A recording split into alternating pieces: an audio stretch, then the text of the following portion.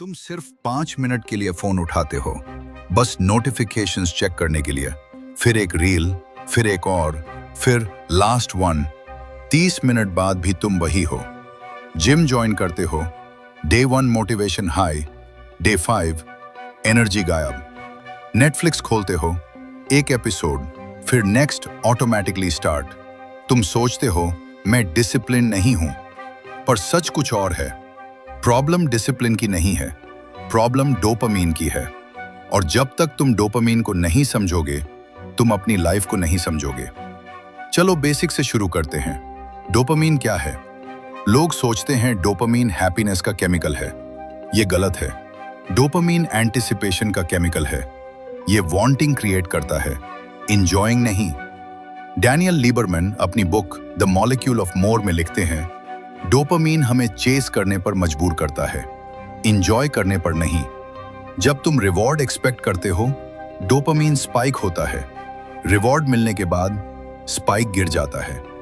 इसलिए तुम रिवॉर्ड से ज्यादा रिवॉर्ड के एक्सपेक्टेशन के एडिक्ट हो। डोपामीन फ्यूचर में रहता है, प्रेजेंट में नहीं। इसीलिए प्रेजेंट बोरिंग लगता है। अब एक इंपॉर्टेंट कॉन्सेप्ट समझो। प्लेजर और पेन एक बैलेंस स्केल की तरह काम करते हैं। डॉक्टर एना लेम्के अपनी बुक डोपामीन नेशन में एक्सप्लेन करती हैं, ब्रेन एक बैलेंस सिस्टम है। एक साइड प्लेजर, एक साइड पेन। जब प्लेजर स्पाइक होता है, स्केल पेन की साइड झुकता है। इसलिए इंस्टेंट प्लेजर के बाद क्रैश आता है। Social media, gaming, sugar, fast food सब इंस्टेंट स्पाइक्स देते हैं, लेकिन बाद में लो मूड, लो एनर्जी, गिल्ट। ये वीकनेस नहीं है, ये न्यूरोकेमिकल रिबाउंड है। जितना बड़ा स्पाइक, उतना बड़ा क्रैश। और क्रैश से बचने के लिए तुम फिर स्पाइक ढूंढते हो। यही एडिक्शन साइकिल है। अब हैबिट लूप समझो। जेम्स क्लियर अपनी बुक एटॉमिक हैबिट्स में बताते हैं, हर हैबिट का स्ट्रक्चर होता है। Q, craving, response, reward. Phone vibrate करता है, ये क्यू है। क्यूरियोसिटी जनरेट होती है, ये क्रेविंग है। तुम अनलॉक करते हो, ये रिस्पॉन्स है। कुछ इंटरेस्टिंग मिलता है, ये रिवॉर्ड है। डोपामीन इस लूप को रीइंफोर्स करता है। सबसे डेंजरस सिस्टम क्या है? Unpredictable reward. कसिनो मशीन्स इसी प्रिंसिपल पर काम करती हैं। हर बार रिवॉर्ड नहीं मिलता, कभी कभी मिलता है। और अनप्रेडिक्टेबिलिटी डोपामीन को सबसे ज्यादा स्पाइक करती है। सोशल मीडिया भी वही करता है। कभी बोरिंग रील, कभी वायरल रील, कभी शॉकिंग रील। ब्रेन कहता है बस एक और। अब सबसे डेंजरस पार्ट समझो। High stimulation equals tolerance.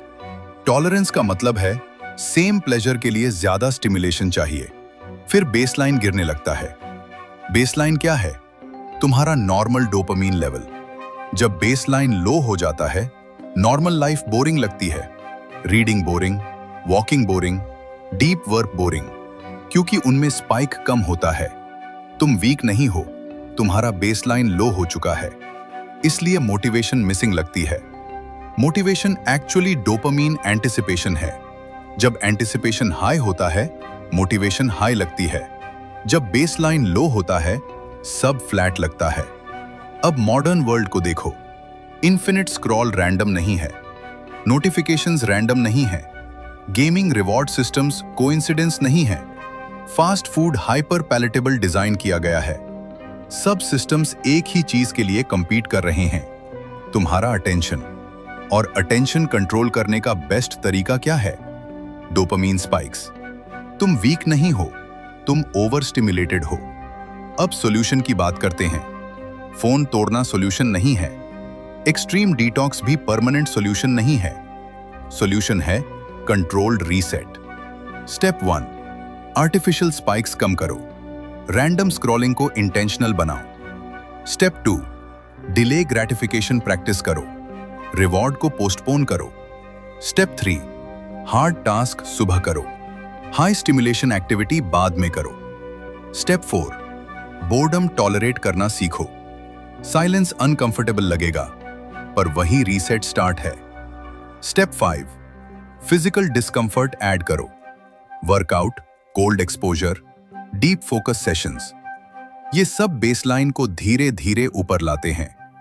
Remember, discipline motivation से नहीं आती, डिसिप्लिन डोपामीन मैनेजमेंट से आती है। अब फाइनल क्वेश्चन, तुम डिसिप्लिन की कमी से हार रहे हो या डोपामीन के ट्रैप से? अगर तुम अपनी स्टिमुलेशन कंट्रोल नहीं करते तो दुनिया करेगी। नोटिफिकेशंस करेंगे, एल्गोरिदम्स करेंगे, प्लेटफॉर्म्स करेंगे। तुम सोचते हो तुम फोन यूज कर रहे हो, पर अक्सर फोन तुम्हें यूज कर रहा होता है। चॉइस सिंपल है, तुम डोपामीन के स्लेव बनोगे या उसके मास्टर। अगर तुम रेडी हो अपना बेसलाइन रीसेट करने के लिए, तो आज से एक डिसीजन लो, हाई स्टिमुलेशन कम, डीप फोकस ज्यादा।